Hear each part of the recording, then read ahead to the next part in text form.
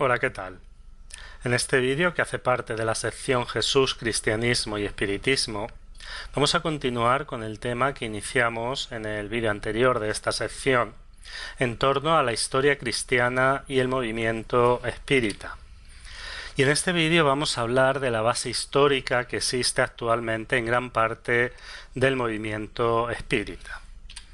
Basta tener un mínimo conocimiento de las obras que circulan por el espiritismo, por el entorno espírita, para saber la enorme influencia que tiene la obra psicografiada por Chico Xavier y de El Espíritu Emmanuel en torno al tema de la historia del cristianismo. Antes de seguir voy a hacer un paréntesis porque no es objetivo de este canal hacer un análisis pormenorizado y crítico de la obra de Emmanuel y de Chico Xavier. Ha dado la casualidad que hace poco analicé el libro El Consolador que prometió Jesús y ahora dentro de la sección Jesús, Cristianismo y Espiritismo, pues este tema da pie a hacer este análisis. Pero obviamente este canal no se va a centrar ni en la figura de Emmanuel ni en la de Chico. Emmanuel, a través de la mediunidad de Chico Xavier, escribió una serie de obras. Yo conozco estas 5 que tienen la peculiaridad de que narran historias que transcurren en el periodo que se designa como cristianismo primitivo. Aunque no está claramente definido cuál es el periodo para el cristianismo primitivo, en la mayoría de la investigación se tiene como cristianismo primitivo la época que va desde la muerte de Jesús hasta el 325, que es cuando se celebra el Concilio de Nicea. Entonces vamos a seguir dentro de esta línea clásica de pensamiento y la finalidad de este vídeo es responder de alguna forma a una idea general que hay sobre la viabilidad histórica de esta obra de Emmanuel, porque son muchos los integrantes del espiritismo que consideran que esta es una obra verídica, que es una obra histórica, que es decir, consideran que lo que se narra en las obras de Emmanuel es cierto. Entonces me voy a centrar en el análisis de solamente 2 temas. Esta obra daría muchísimos temas para analizar, pero solamente voy a analizar 2 temas a fin de ver o de mostrar que la historicidad de la obra de Emmanuel no siempre es tan auténtica como se piensa. Entonces voy a hacer un análisis de 2 temas, como he dicho. En primer lugar, voy a hacer un análisis de la existencia de la Casa del Camino. La Casa del Camino es una institución que narra y describe Emmanuel en el libro y que tiene una serie de características. Voy a hacer una breve reseña de estas características. Él la describe como un gran caserón de inmensas proporciones, de aspecto pobre, rodeado de palmeras. Estaba llena de enfermos y desvalidos sin esperanzas, entre ellos, por ejemplo, ancianos con úlceras asquerosas. Supongo que se está refiriendo a la lepra. Y un dato que dice es que llegaban de las regiones más lejanas. Lógicamente, para sustentar esta institución de beneficencia, en la que Pedro era su director, él, Pedro, estaba obligado a valerse de la ayuda de los elementos más notables de la ciudad. Basta tener una ligera idea de la estructura social de Jerusalén en la época de Jesús para, deducir que cuando se refiere a los elementos más notables de la ciudad está hablando de los saduceos. Y por último, un dato que a mí personalmente me parece muy interesante es que Emmanuel dice que Pedro lleva en la ciudad menos de 1 año. A la hora de valorar la existencia real, es decir, la existencia histórica de esta institución benéfica, habría que analizarla desde 2 puntos de vista, desde 2 ámbitos. En primer lugar, su viabilidad histórica, es decir, si esta institución dentro de los recursos de los apóstoles es viable históricamente, y desde otro punto de vista, si existe algún dato empírico que nos pueda llevar a pensar sobre la existencia real de la Casa del Camino. En cuanto a este segundo elemento, al segundo criterio, no hay ni un solo dato, al menos que yo conozca, que nos haga pensar en la existencia de la Casa del Camino. Y esto también es algo que, como mínimo, es bastante sorprendente. Porque una institución de este calibre, que en términos de beneficencia puede ser la mayor obra realizada por los cristianos en la época del cristianismo primitivo, que no haya dejado ningún rastro histórico, que no haya ninguna cita en la que se haga alusión a su existencia, es ya bastante sospechoso. En cuanto al segundo criterio, a la de la viabilidad histórica, me gustaría... aquí tenemos un mapa de Israel en la época de Jesús. Jesús, como sabemos, fue Galileo, vivió y dedicó su vida pública principalmente por esta zona. Es una aproximación, entonces él trabajó principalmente por esta zona, que está muy alejada, como puede verse, de Jerusalén. Jerusalén, si en la época de Jesús no era la capital política, porque Judea en la época de Jesús estaba gobernada por Roma, y no tenían a Jerusalén como la sede de la capital política, seguía siendo claramente su capital religiosa.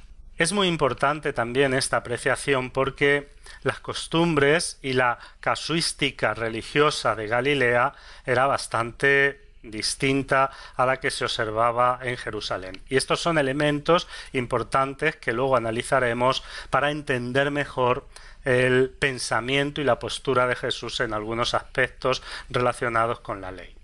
Pero lo importante es, voy a hacer un zoom a esta parte, a la parte de Galilea, más o menos, repito, no está bien acotada, que es donde se centra la prédica de Jesús. Jesús vivió en Nazaret, yo creo que nació también en Nazaret, pero esto lo veremos más adelante.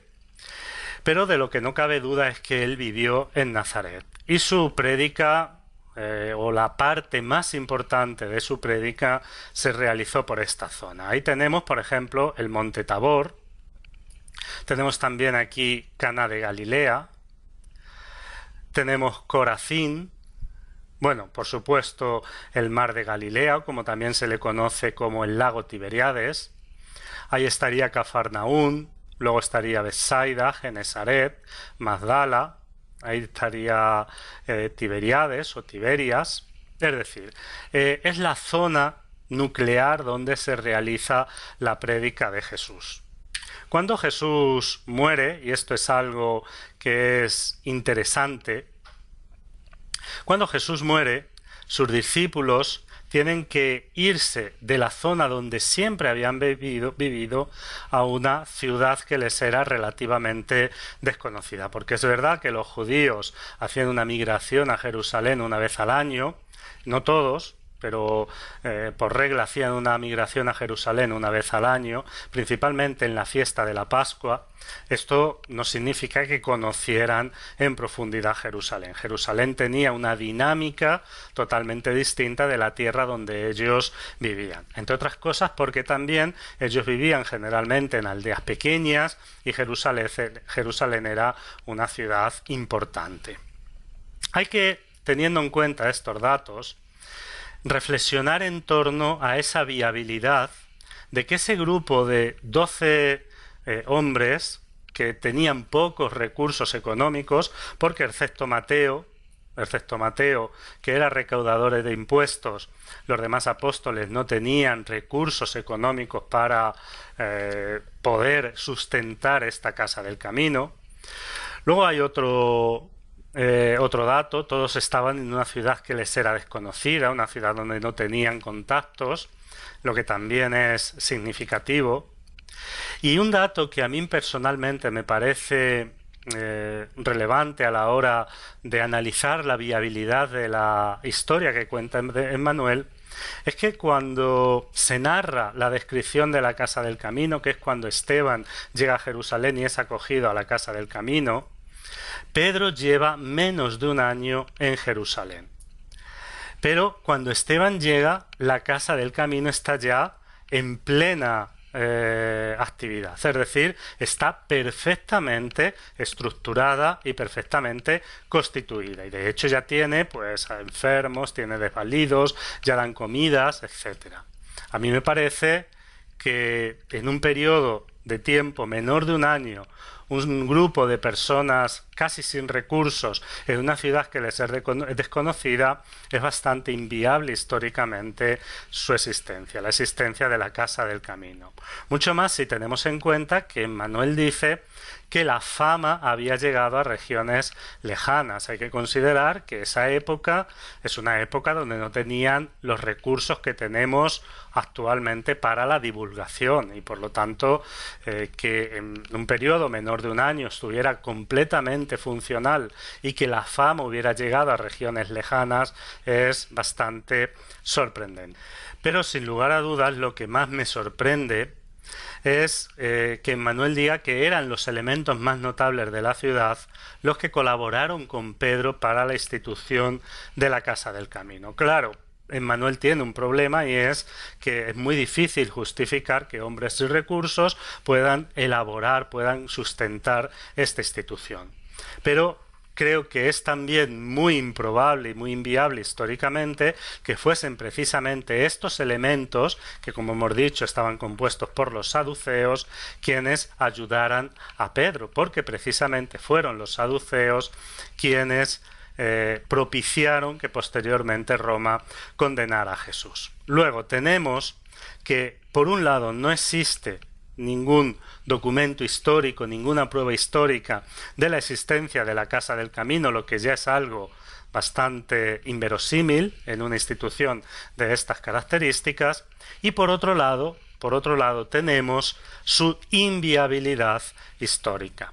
No voy a negar rotundamente la existencia de la Casa del Camino, pero creo que todo apunta a que su existencia es una construcción literaria de Emmanuel, como otras claras que se encuentran en el libro. Por ejemplo, que Esteban tuviera una hermana llamada Abigail, y todo el relato que hace Emmanuel de que se enamora de Pablo, etcétera, es claramente una construcción literaria de Emmanuel.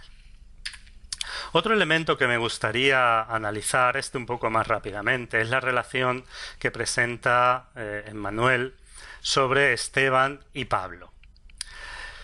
Cuenta Emmanuel que Pablo llega a la Casa del Camino y oye la prédica de Esteban y se enfrenta dialécticamente a Esteban.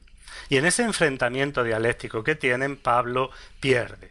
Esteban resulta vencedor. Cuando Pablo de Tarso llega a la Casa del Camino, Emmanuel dice que Tiago, se refiere a Santiago, Pedro y Juan, se sorprendieron con la presencia del joven doctor de la ley, que era popular en la ciudad por su oratoria vehemente y por su gran conocimiento de las Escrituras. Esto está en la página 78 y ahí cuentan cómo, por ser una personalidad pública, le ofrecen un puesto destacado en la asamblea. Poco más adelante, en la página 104, Pablo solicita al Sanedrín la condena a muerte. Y esto también es algo bastante poco probable que haya sucedido históricamente, porque en la época de Jesús el Sanedrín no tenía autoridad para condenar a muerte. Un poco más adelante, a partir de la página 117, Emmanuel narra cómo Pablo apresa directamente, es decir, él, a los apóstoles más destacados. Él visita la Casa del Camino y allí encuentra a Pedro, Felipe, Juan y también hace alusión a Santiago. Entonces, con todos estos datos podemos inferir claramente que los apóstoles conocían a Pablo y Pablo conocía a los apóstoles. Y no solamente de vista, es decir, Pablo había intervenido claramente en uno de los episodios más graves de la historia de la Iglesia de Jerusalén, ¿no? Entonces, me gustaría que comparáramos este conocimiento que presenta Emmanuel de los apóstoles hacia Pablo y de Pablo hacia los apóstoles con lo que se encuentra en la carta de Gálatas de Pablo. Pablo escribe esta carta dirigida a los Gálatas. Es una carta que se ha validado históricamente, es una de las 7 que se sabe actualmente casi con total certeza que la escribió Pablo de Tarso, y voy a leer los versículos 18 y posteriormente el 22 y el 23.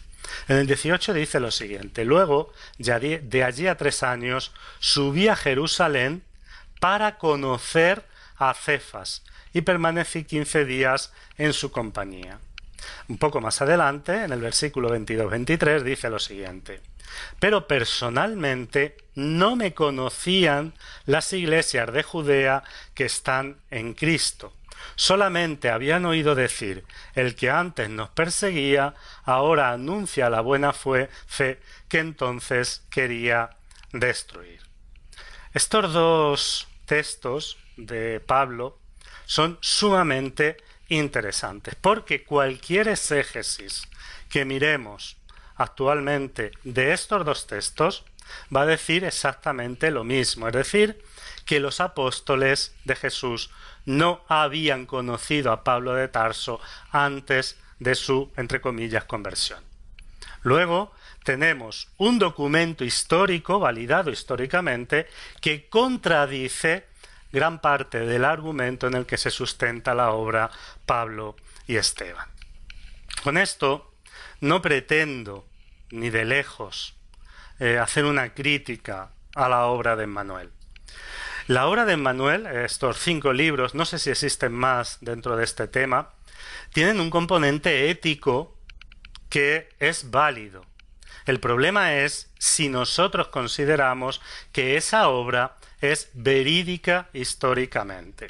Porque he analizado 2 elementos, pero se podría analizar muchísimos elementos que, una vez que se comparan con los datos que tenemos actualmente y que son datos históricos, son elementos que entran en claro conflicto con lo que actualmente sabemos. Por lo tanto, esa obra de Emmanuel, que es válida desde un punto de vista ético, no puede considerarse en el movimiento espírita como una obra real histórica, porque entonces tendríamos el mismo problema que analizamos en el vídeo anterior, es decir, que podríamos ser acusados, y con razón, de falta de criterio a la hora de aceptar qué es y qué no es histórico. Les dejo con estas reflexiones. Aquí les pongo el correo electrónico. Debajo de esta forma voy a poner el logo del canal para quienes quieran suscribirse. Y como siempre, muchas gracias por ver este vídeo.